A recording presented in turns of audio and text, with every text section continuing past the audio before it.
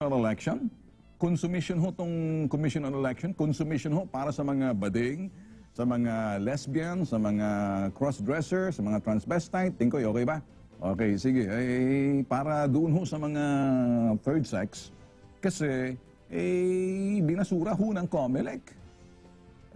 May nagsasabi ho, mga may pagka-philosopher rin, kaya daw galit yung mga taga-COMELEC na doon sa mga party list ng ang ladlad dahil baka matalbugan sila. Laba kayo mga dyan, miyembro dyan sa COMELEC, kaya kayo nagagalit na baka matalbukan mga beauty ninyo. Sinabi ho nitong mga nasa Commission on Elections, mga kaibigan, na konsumisyon para sa mga bading, ang Commission on Elections, na bakit kinakailangan pa ng party list? Properly represented, may mga miyembro naman daw ng mga bading dyan sa Kongreso at sa Senado. Sino kaya? Well, anybody please stand up. Kung sino dyan mga bading sa Kongreso, taas ang kamay para hindi na... ito'y sinasabi ng COMELEC. Please stand up. Please stand up. Kung may kembot ka na... Tigil na. Sabi ho ng Commission on Elections, may mga bading daw ho sa Kongreso at sa Senado na hindi na kinakailangan ng anladlad. Hindi na dapat magladlad yung mga bading dahil may mga bading na raw sa Kongreso at Senado. Sino yon? Well, everybody, please stand up, raise your hands, and shake it to the right, shake it to the left, shake it to the right. Okay? Anyway, talaga itong nasa Commission on Elections. Consumission kayo para sa mga bading, ha? Bakit hindi nyo bigyan ng pagkakataon naman na magkaroon ng party listing na natin kung manalo? Kung manalo sila, baka may magawa silang para doon sa kanilang sa kanilang kung anumang krusado, advokasya na meron sila na ikabubuti ng mga bading. O gay, o third sex.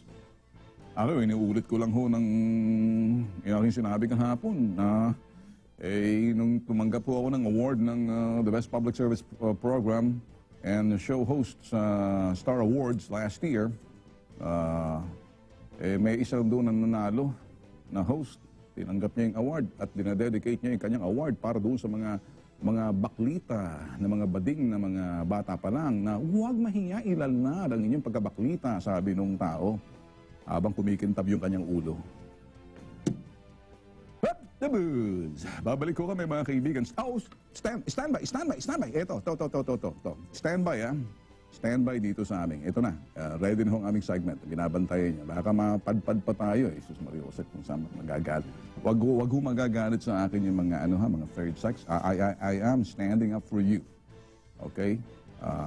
Kahit kami ho, seriously speaking, nagtataka ho kung bakit anong ginawa nitong, kumbaga, parang sinasabi nila, ang third sex daw ho, ang bakla, parang ina-associate na mental conditioning nitong nasa COMELEC na mga immoral. So, ganun ba? Ika muna, kailan ba kayo naging Diyos, Commission on Elections? Pag-isip-isipan nyo kahit ng human rights nagsabi, ika muna, mukhang mali atang ginagawa ninyo. Hindi naman siguro tama. May karapatan din itong mga nasa third sex. Seriously speaking, mga kaibigan, baka sabihin yung niloloko natin. If I really offended some, I'm sorry, didn't mean to do it. It's just part of the show. But then again, seriously, I took my stand, and my stand is kinakailangan bigyan ho ang karapatan yung mga third sex kung gusto nila magkaroon ng party list. Is this all clear? I hope naayos na ho natin yung issue kasi baka maging issue na parang pinaglalaroan ho natin dito. No, I don't think so. Anyway, eto na ho yung segment namin na nakahanda na ho para sa inyo. Ready? Go!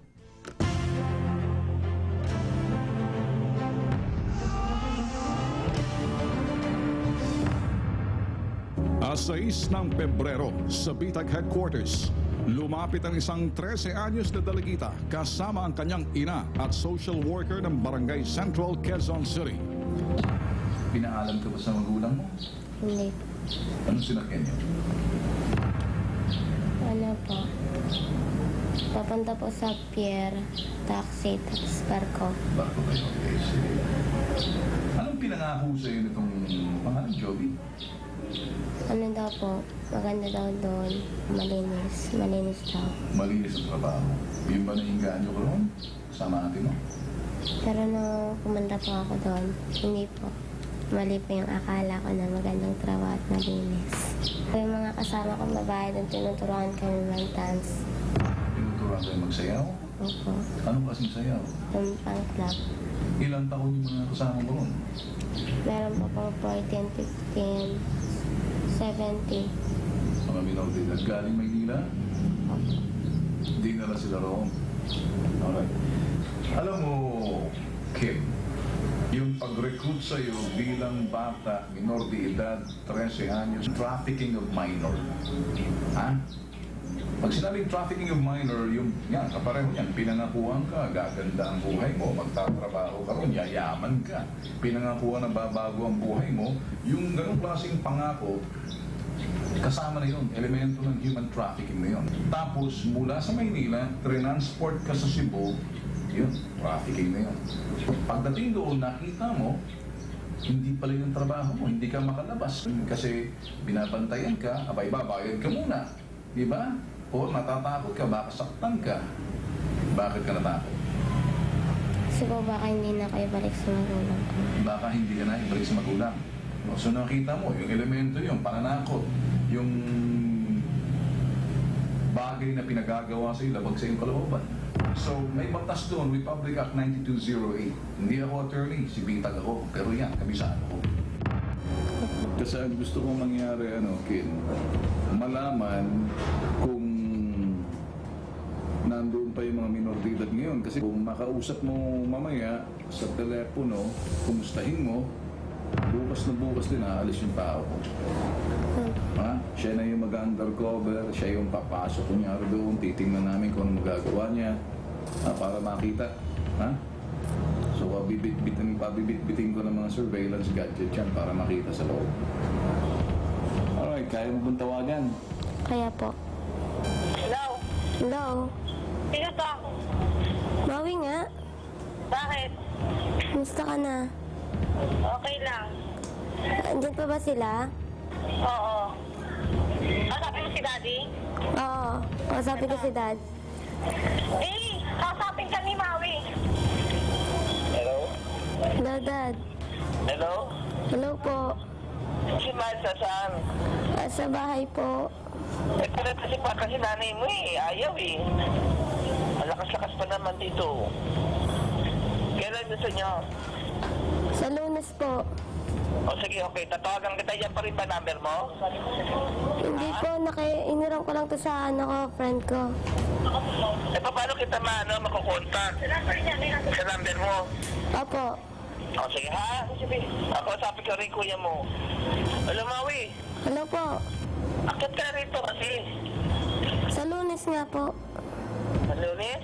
Opo. May naganap sa Lahat yung tayo. Pinoy dito, customer mo sa sige na, sa Lunes ha? Opo. Okay. Bye-bye. Ingatin po. Maui. Pinapalitan yung pangalan namin po. Maui Taylor ka ba? Kita mo ka. Ano mo nga ito? Pinakalanan ka pang Maui Taylor Mauuna ka? Ano? Flight mo is 4 in the morning. So na kailangan ko ng surveillance ng itsura ng sinasabing pinagdadalhan sa kanila. Isa yun. At saka kung kinakailan sa gabi, importante gusto ko makita mga itsura ng mga bata roon sa gabi.